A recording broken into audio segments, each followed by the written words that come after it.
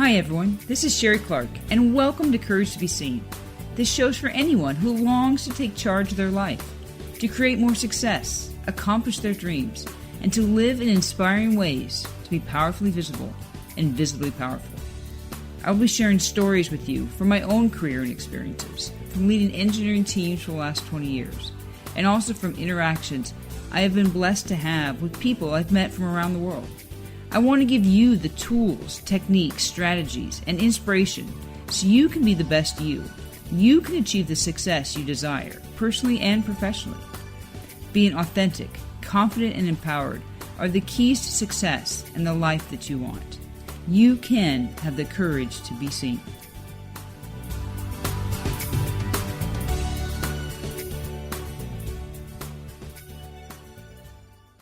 Hi, I'm Sherry Clark, and welcome to Courage to Be Seen, where we discuss topics to help you have more success in your life. I want to give you the tools and techniques, strategies, and motivation so you can turn your dreams and desires into reality. I'm so glad you're here with me today. I was thinking about what topic that would be great for us to discuss. And I thought about, over the last couple months, we talked about, goals, New Year's resolutions, how to dream bigger, how to make 2020 your best year yet. So I thought, it's probably about time that we focus on how do you persevere? How do you have that motivation to keep going? I'm not sure, if you even remember the goals that you set at the beginning of the year. And maybe you did set them, maybe you intended. It doesn't really matter if you set a great action plan and you're still working on it, or if you haven't even got started. I think all of us could always sometimes have a way to get extra motivation. How do we keep going when the times get tough? I also think it's a good timing to talk about this with the sudden death of Kobe Bryant. And he has a complicated legacy.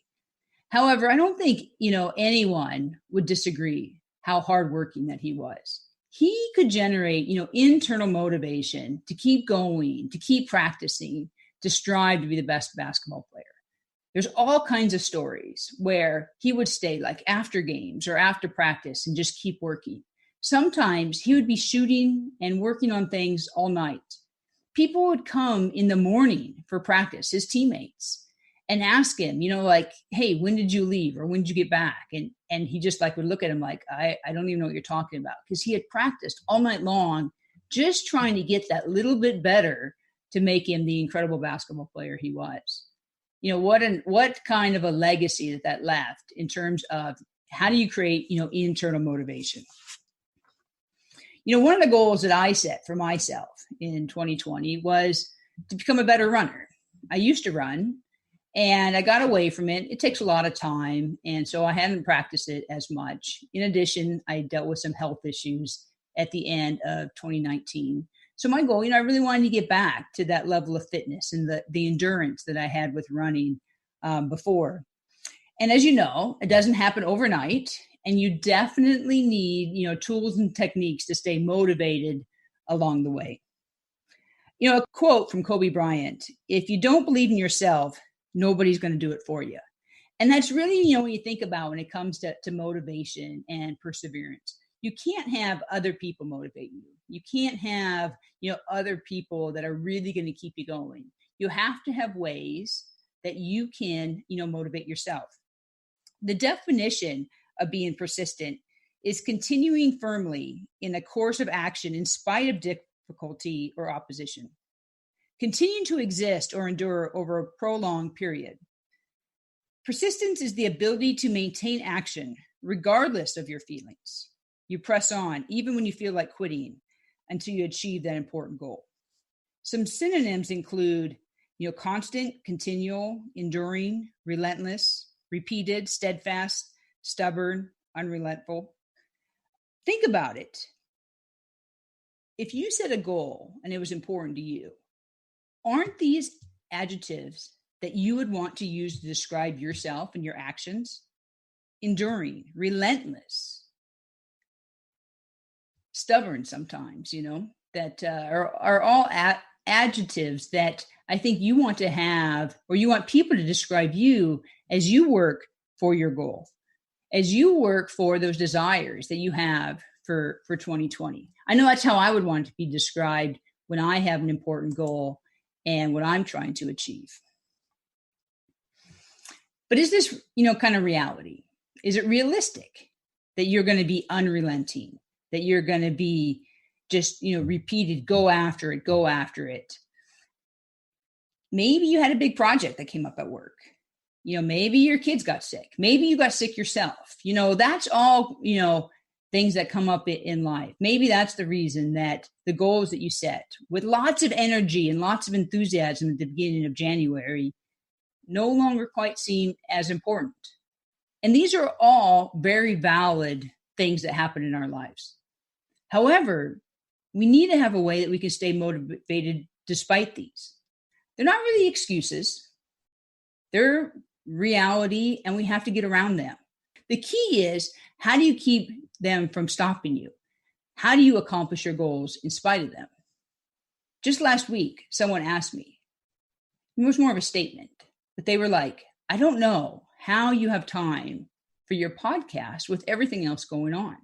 And that's true. There is a lot going on. I have a very busy life. I'm busy at work. I'm busy with my family. However, I make this a priority of mine. I schedule it. It doesn't happen by accident.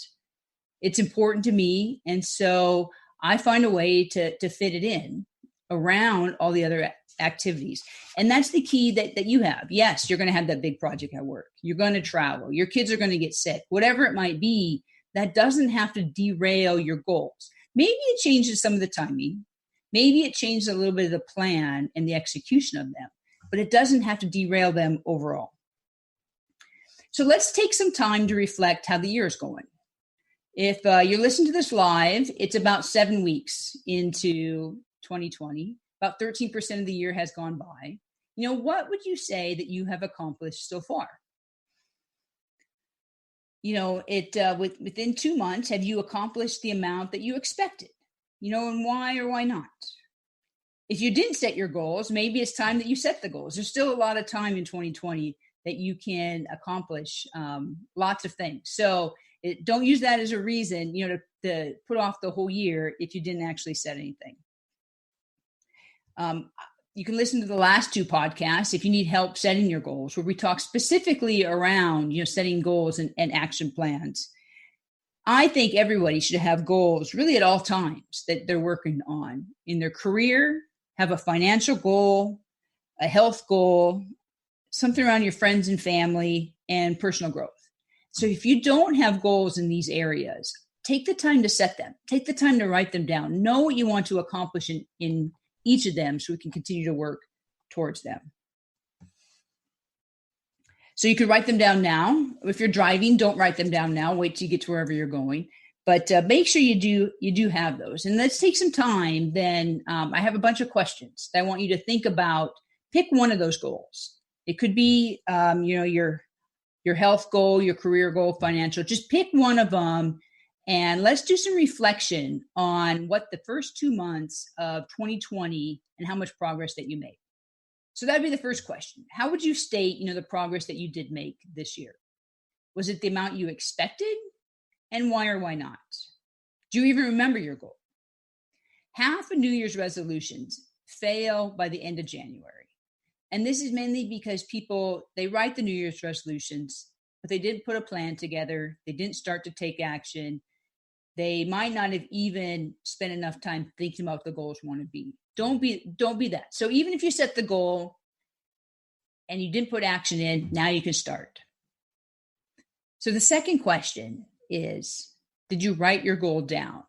Studies show over and over again that people that write down their goals are more likely to achieve them. I think writing them down helps. 1, it clarifies the goal. It makes sure it's clear. You know what you want. 2, once it's written down, you have a reminder. You could then post the goal on your mirror or on your computer monitor. You could have it around your house, on your refrigerator, wherever you need to have it. But having it written down makes it more real, and it's something that you can then reflect back on. The third question is, did you have a plan? Did you just set the goal, or did you actually put the plan in place? And if you had a plan, was it actionable? I tell everyone over and over again, when you put a plan together, you need to find one thing that you can start doing now. You have to start that momentum. The first step many times is the hardest. So make sure the plan is actionable. The fourth question that I'd ask is the goal still important to you? If you set a goal and things have changed in your life, you should recognize that. And maybe you need to change it. Maybe it's still important to you, but it's not so important right now. Like when I was dealing with some of the health issues last year, trying to get back running wasn't very important to me at that moment. It was okay to put it off for a few more months. And so is it important, and is it important now? The fifth question is, who knows about this goal? Did you keep it to yourself, or did you share it? Do you have an accountability partner? Did you find something online, like maybe an online group that you could share it in? That's a key part to achieving your goals. You don't want to keep them all just to yourself. It's good to share them with others. And the last question is, how did you track your progress? Did you track your progress? Did you have any type of review process around your goal? So I encourage you to go back and go through these 6 questions with each of the goals that you set for 2020 and get an understanding of the progress that you made or haven't made in the first 2 months. That will help you to determine what kind of motivation that you need to keep going. It doesn't matter how many times you get knocked down. All that matters is that you get up one more time than you were knocked down. This is a quote by Roy T. Bennett. I really like this quote because it does reflect that, you don't have to be perfect. You don't have to follow, just the perfect path to achieve whatever you want. All it really shows is you have to keep going. You have to just keep taking that next step. And sometimes it doesn't even matter the timings when you finally get to the finish line, but you just have to keep at it. So let's just focus on going forward. Let's not worry anymore about the past. I'm glad that you did the reflection to try to understand your goals, but we can't go back and change anything. So if you hadn't started to take action, today's as good a day as any. Today's as good a day to write your New Year's resolutions if you hadn't for 2020, or set the goals or the plans for the future. Hopefully, by listening to this podcast, you'll get the motivation, 1, to get started, and then 2, to keep going. I did some research on persistence, and I really found some interesting things. The first one is there's a direct link between being persistent and having progress toward your goals and your personal happiness and well-being. So think about that. It's not the achieving of the goal that gives you happiness and well-being. It's that you feel like you have progress towards your goal. So we like to see progress. We like to feel progress. And that's very important when you think about how do you stay motivated. You need to stay motivated by having that progress. And as you feel that progress, your happiness will increase, your overall well-being will increase. And so I want us to focus on that, not so much about the final outcome. Let's really focus on making progress and being persistent. Another interesting fact that I found was on commitment. And how committed are you? So to highlight this, there's some data that full-time college students are 30% more likely to persist towards their degree than part-time students. Now, I know there's a lot of reasons people go to college part-time, and I'm not encouraging that, because if that's the way that you can go to college and get a degree or get some further education, maybe a master's or something, then I support it.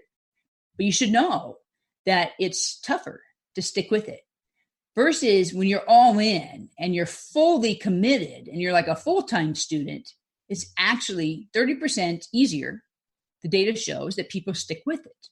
And so you need to think about that. And how does that relate to the other goals that you have in your life? And how committed are you to those? Is it something that you're doing like half-heartedly in your spare time? Or are you committing to it and putting a plan together and carving out time in your schedule to work on your goal? So I want to take some time to focus on steps that you can take to have more persistence.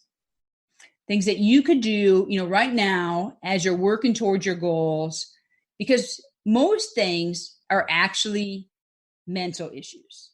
And as we go through the steps, I'm going to use examples of me and running to help, show how I applied, some of these steps to myself. And I know you're going to be saying that, well, running is physical, but the reality is what keeps you from running usually is mental, not the physical part. Yes, there's a lot of physical part. However, once you can overcome the mental piece, and as you work through the mental issues, the physical piece is actually probably coming at the same rate or even faster than the mental side. So that's why it's really important as we have plans, as we want to keep going when the times get tough, it really, really is a mental game. So the first one, and this one probably doesn't surprise you, I want you to write down your goal. I want you to be clear about what you're doing, why you're doing it, where you're going, and why. So if you can, write it down right now, if you don't already have it written down. If you're driving while you're listening to this, then wherever you get, you should actually probably keep a notebook in your car. I do that so I could write down things. Or I take a note on my phone in the notes as soon as I get to where I'm going, so I don't forget these little kind of key bits of information. The second one, to be more persistent, is make sure you develop a plan. With that, I want you to have the right expectations and the right realistic time frame. So I actually wanted to start running towards the end of last year. So I think it was about December, I started to do some running. And because I was just getting going, my plan consisted of running, walking. So I'd go for several miles and I'd go back and forth between running and walking. That was my plan, to kind of get back into shape and just get motivated and get going with running again. However, in January, I set a real plan. I downloaded a workout plan, from the internet. This had very specific workouts, what to do each day, how far to run, how long to run, when to walk, when to run.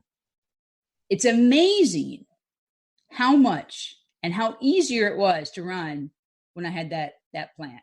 When it was me going for 3 miles and do a combination of walking and running, it seemed like the running was incredibly hard and I better take a break and do some walking.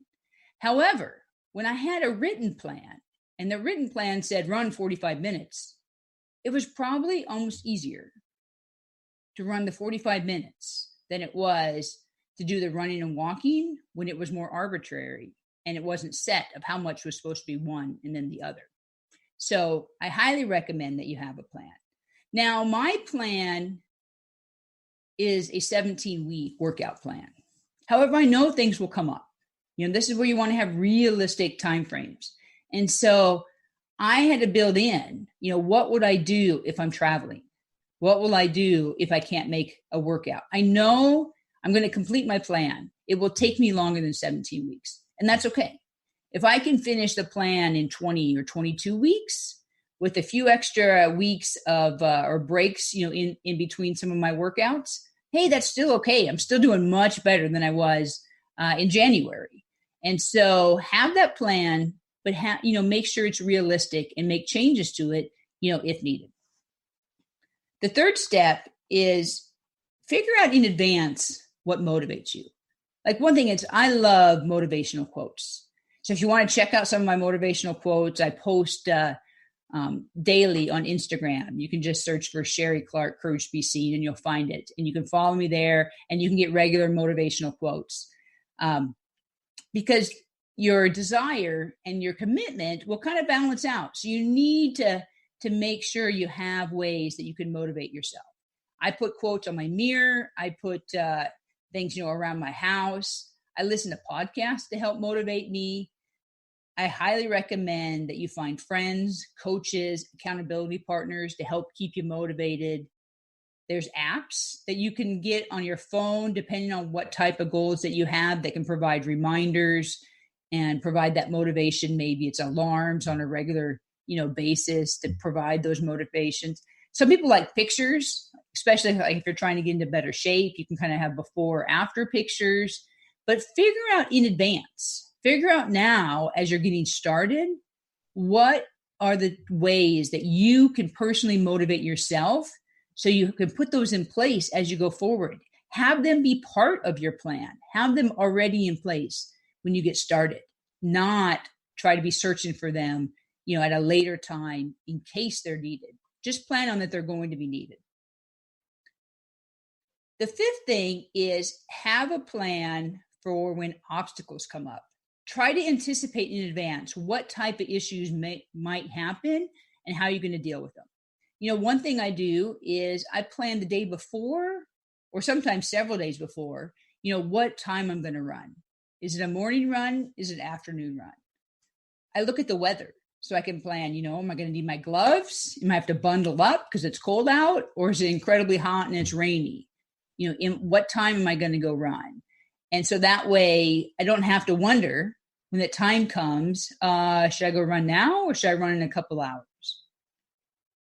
I also know that, if I can't work out because something came up at work, how am I going to handle that in my workout plan? I will add some extra days occasionally because I'm traveling and I won't be able to work out. So I'm not skipping those workouts.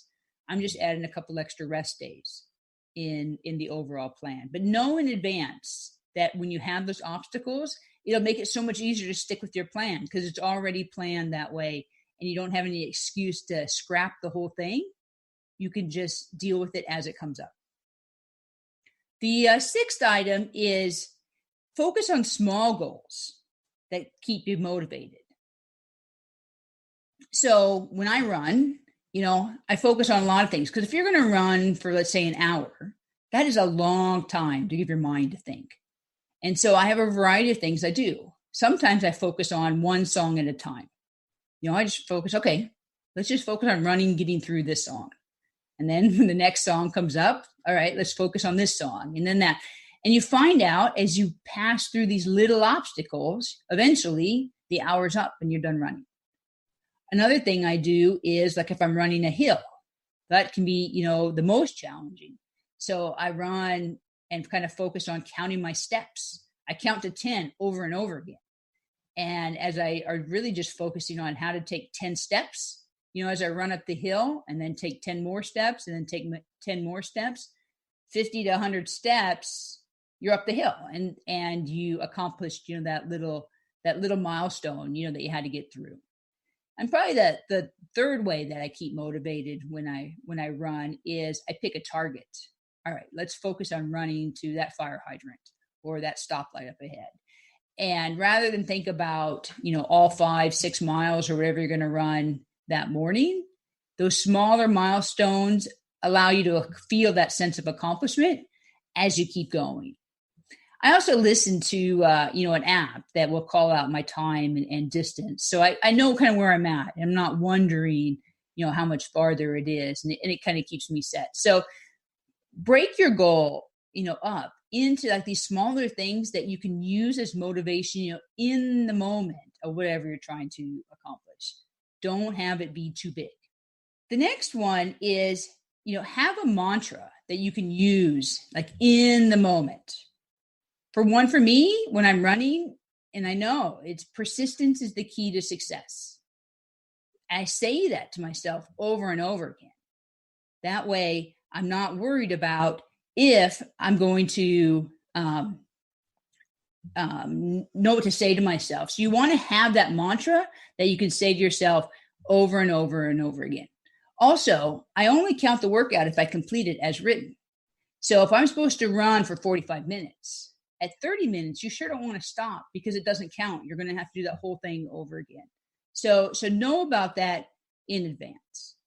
And lastly, make sure you record your progress, that you review the progress that you've made, and you celebrate your success. These are all very important parts to keep motivated, because if you don't write down what you accomplished, it's hard to actually tell if you're making progress or not. So make sure when I get done with the workout, I wrote down the date that I did the workout. I can see the progress very easily. And then you can make changes, if needed, as you go through the steps. So let me just summarize, the steps that we went over to help you maintain your motivation and persistence. Write down your goal. Very, very important. The second one, develop your plan. Have it actionable. Have it written down. I thought I had a plan in December I was going to start running. It's amazing 1 month later, having that written down plan, how much easier it was to keep going. Know in advance what motivates you. Have that ready, not when you need it. Have it ready in advance. Plan for your obstacles that could come up. That way you don't have to think about what you're going to do. You can just go do it. Focus on small goals. That way the small goals can add up and you can get extra motivation. Have a mantra that you can play over and over in your head. Persistence is the key to success is mine. I love to say it over and over. Record your progress, review, and celebrate success. Hopefully, these steps will help you as you try to keep going when the times get tough. You just got to stick with it. Find people to help you out. Get that accountability partner. And keep listening to Courage to Be Seen. We will want to have more success in our lives. I want to continue to help you. And so just remember that we can only be ourselves. And by learning to embrace, all of myself, I have developed the courage to be seen. I have experienced more happiness in my life. And I'm hoping to share the tools and techniques with you so you can experience more joy and happiness in your own life. I invite you to check out my website, couragetobeseen.com. where you can find more about me, my coaching program, my contact information. I encourage you to follow me on Instagram, where I post daily motivational quotes. And if you enjoyed this podcast, make sure you subscribe. So that way, make sure that you'll get notification when the next one comes out. Thanks for listening, and I look forward to talking to you soon. Thanks so much for joining me today. I hope you've been inspired to take action on at least one thing starting today. To learn more, check out couragetobeseen.com. There you'll find my blog and additional resources, including you can download a copy of 10 Ways to Live a More Courageous Life. Thanks again for listening, and make sure you tune in next time to learn additional ways to have the courage to be seen in your own life.